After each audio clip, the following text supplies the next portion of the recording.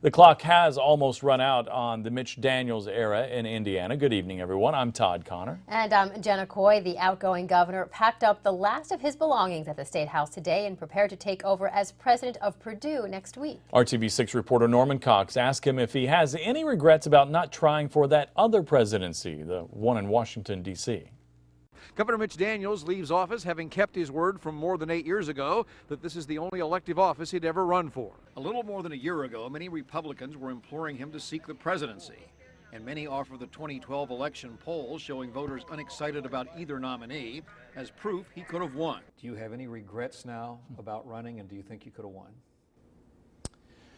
I don't regret it for two reasons. First of all, it was a decision that was right from a family standpoint.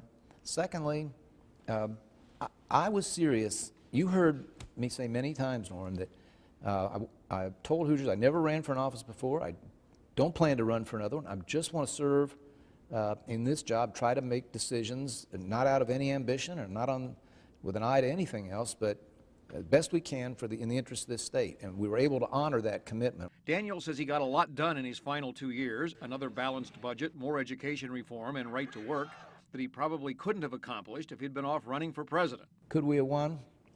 Maybe so. I mean, people are certainly writing that these days, but easy to say now. Daniels says he doesn't spend a minute thinking about it because, in his words, what good would it do?